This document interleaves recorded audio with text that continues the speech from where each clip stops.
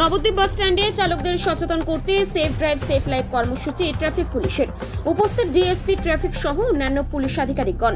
শনিবার দুপুরে কৃষ্ণনগর জেলা পুলিশের উদ্যোগে ও নদিয়া জেলা বাস পরিবহন কর্মী ইউনিয়নের সহযোগিতায় টোটো পরিবহন কর্মী ও বাস চালকদের মধ্যে সচেতনতা গড়ে তুলতে নবদ্বীপ বাস স্ট্যান্ডে সেফ ড্রাইভ সেফ লাইফ কর্মসূচির আয়োজন করা হয়। নবদ্বীপ ট্রাফিক উইংসের পক্ষ থেকে এদিনের কর্মসূচিতে উপস্থিত ছিলেন কৃষ্ণনগর জেলার ডিএসপি ট্রাফিক গৌতম ভট্টাচার্য, নবদ্বীপ থানার আরক্ষা আধিকারিক জলেশ্বর তিওয়ারি, নবদ্বীপ ট্রাফিক উইংসের দায়িত্বপ্রাপ্ত আধিকারিক তন্ময় মোদক, নদিয়া জেলা বাস পরিবহন কর্মী ইউনিয়নের সম্পাদক সুজিত ওরফে বিশ্বজিৎ সরকার সহ অন্যান্য ট্রাফিক পুলিশের আধিকারিক এবং অসংখ্য বাস ও টোটো চালক।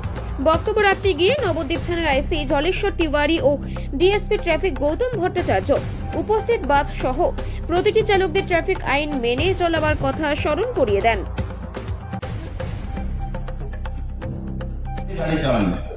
যারা নাইটে গাড়ি চালান, গাড়িতে ধরুন একটা অবসাদগ্রস্ত অবস্থায় আপনার হয়তো ঘুম চলে আসবে, গাড়ির সাইডে দাঁড় করিয়ে সময় যদি এক সেকেন্ড যদি আপনার চোখ লেগে যায় তাহলে আপনার কিন্তু স্টিয়ারিং কেটে যাবে, স্টিয়ারিং কোনো গর্তে পড়ে যাবে বা অসুবিধা হবে, যেখানে জীবনহানি সম্ভব করতে পারে।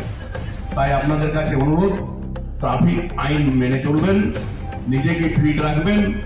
গাড়ির যেসব আছে, যেটা বললেন উনি, যন্ত্রাংশ পার্টস গাড়িটাও ফিট রাখার দরকার, গাড়ি সার্ভিসিং যথাসময়ে হওয়া দরকার, সেটাও করবেন। প্রত্যেক ড্রাইভারগণকে সাবধানে গাড়ি চালাতে হবে এবং ট্রাফিক আইন মানতে হবে।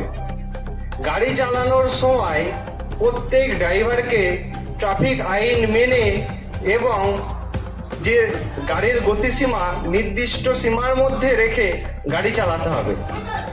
আর যখন আপনারা গাড়ি চালাবেন তখন প্রত্যেককে কনসেন্ট্রেশনটা রাস্তার উপরে, নিজের স্টিয়ারিং এর উপরে রাখতে হবে। মনে রাখতে হবে, আপনারা যারা বাস চালক আছেন, আপনাদের বাসের যারা প্যাসেঞ্জার আছেন, সেই প্যাসেঞ্জারের জীবন কিন্তু আপনাদের স্টিয়ারিংয়ে, আপনাদের হাতে তাদের জীবন। তো তাদের জীবন রক্ষা করার দায়িত্ব আপনাদের। তো আমরা পুলিশের পক্ষ থেকে আপনাদের সকলকে নিয়ে আজকের এই আয়োজন করেছি। আমাদের এই অনুষ্ঠানে উপস্থিত আছেন আমাদের ট্রাফিক ডিএসপি স্যার এবং নবদ্বীপ থানার আইসি স্যার।